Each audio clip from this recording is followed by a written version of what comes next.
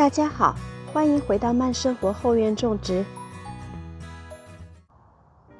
上周我们一起移栽了茄子，给茄子的过冬做准备。今天我们一起来移栽芋头，把它们移到盆子里，给芋头的过冬做准备。很多朋友可能知道，用超市买来的芋头在春天播种，就可以种出属于自己家的有机芋头。其实芋头也是可以过冬的。现在给大家看到的这一株芋头呢，是比较小的，在现在的气候条件下已经快速转凉了，它没有办法再能够长到更大，结出更多的芋头，所以呢，我决定把它分株移栽到室内，这样就可以让它们在明年春天能够节约结芋头的时间。虽然它是芋头，但是它的外形看起来和滴水观音很像，所以如果冬天你们把它放在室内，其实也可以当做滴水观音的观赏，毕竟滴水观音还是好几十美元呢。现在我们就一起来操作吧。首先我还是准备了一个很深的盆，还有一个稍微小一点的盆。这样做的原因是因为芋头它本身是长根茎的植物，如果能给它更宽裕的空间，对它的根茎生长是有帮助的。虽然秋冬在室内的环境不会让它真的长出很多的芋头，但是对它根部的生长是有利的。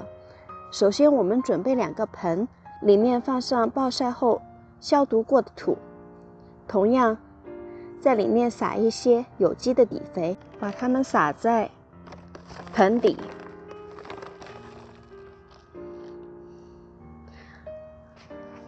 稍微把它和匀一下。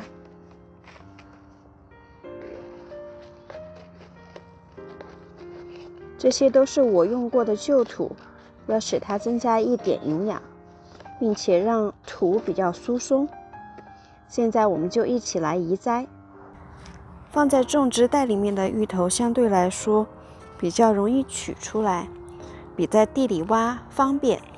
我们就直接把旁边用铲子松一松，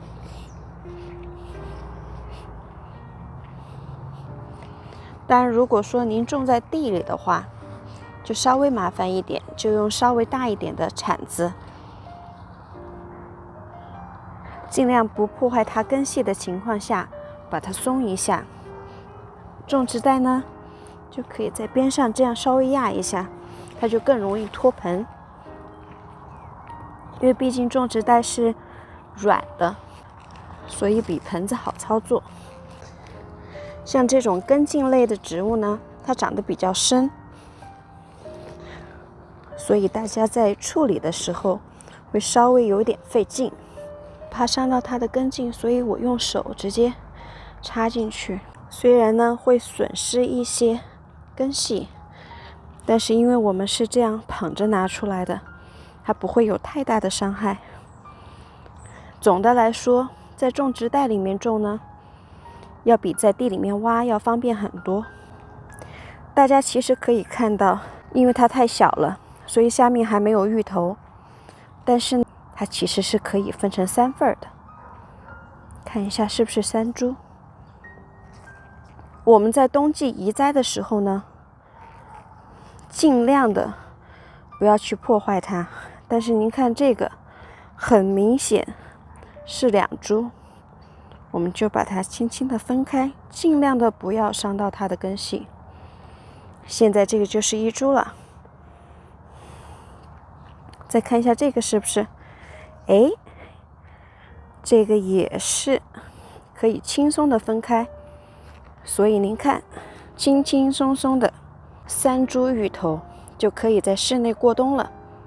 您可以想一下，你有3株滴水观音在家里面，挺有观赏价值的。现在需要做的呢，就是直接把它们埋在土里就好了。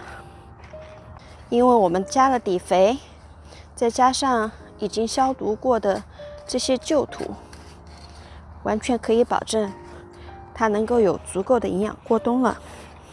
把所有的根系排好，把这一株放在中间，然后就往里面添土。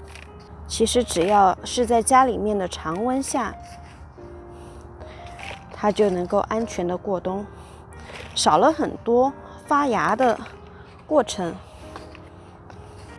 种根茎类的植物，大家一定要注意，就是它的土质一定要疏松，你要给它一定的空间来膨大。那像有的朋友说，我的芋头已经结了芋头了，我拿什么来过冬呢？有的时候它大株的芋头旁边就有小小的一些芋头的分支出来，您就只需要把芋头收了以后，把那株小小侧面长出来的单独的植株分出来。如果是连着芋头的话，它可能会有一点点的伤害，但是不要担心，一般来说没有什么太大的问题，它会缓过来的。把芋头移栽好以后，像其他所有的植物一样，我们把它浇一次透水，直到水从盆底流出来，我们就不用管它了。经过2-3天的缓苗，它就能够在盆里正常的生长。如果大家想节约明年开春芋头育苗的时间，并且能在秋冬季节外面下着大雪的时候，在室内欣赏如滴水观音一般的绿植，那您就可以在收获成熟的芋头以后，把旁边的小苗分出来，放进盆子里过冬了。如果您喜欢的话，现在就行动起来吧。谢谢您的收看，今天的分享就到这里，我们下次再见。